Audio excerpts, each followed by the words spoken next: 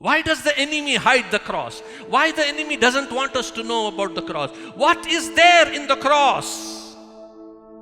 Please listen. All the goodness of God, all the nature of God, all the character of God, all that love that God has for mankind is hidden in the cross, is in the cross. And the devil hates anybody to know the reality of the cross. Because in the cross, the first thing is the lowliness of God.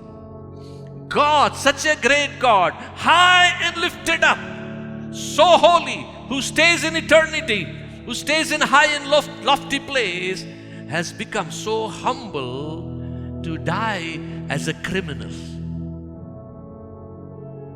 It's such humility of God.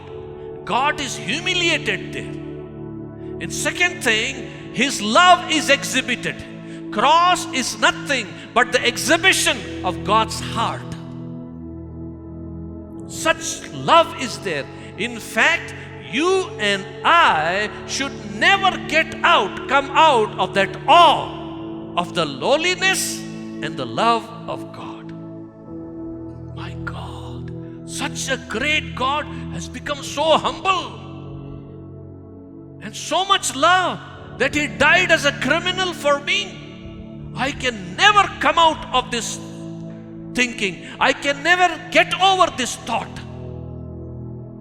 I am awestruck. What a love, what mercy, what compassion, what lowliness, what forgiveness, what goodness.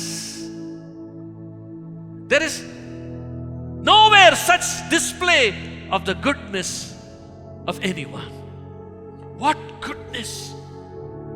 So the enemy doesn't want you to get the revelation of the goodness of God. He doesn't want you to know the goodness of God, the lowliness of God, the love of God, the mercy of God, the grace of God, the forgiving nature of God, the tolerance of God, the long suffering of God.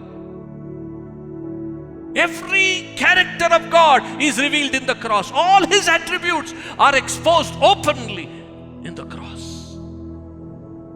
Many preachers, even now, go to the cross of Jesus Christ, stand before the cross. They pray before going to the meetings. They say, Lord, I come to your cross. I believe in the work of the cross. Oh, Jesus, I worship you.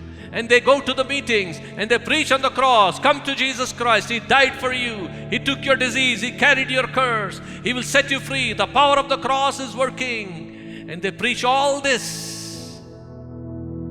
It is okay, it is correct, but it is very, very superficial. It is very childish. It is surface level knowledge. But very few go to the cross and say, I want to know you. I want to be transformed into your likeness. Paul's desire was to come into the likeness of his death. I want to come into the likeness of the death of Jesus. I want to become like Jesus in His death so that I can experience His resurrection power. No wonder we are not seeing resurrection power these days is because we don't have preachers and pastors who have come in the likeness of His death. And the entry into the likeness of His death is coming to the cross and knowing and getting awed by that lowliness, by the display of that love and the goodness of God, and being struck by that goodness, never able to come out of that. That is what is reality, and I want that to happen in my life. When that happens, our life is transformed. At the cross is the display of God's heart. God's heart is open wide at the cross. And when a person realizes that, gets convicted, and through that, his heart opens. He opens his heart saying, oh my God, this is what God has done. And something begins to happen in his heart. Then he responds to that love, to that lowliness.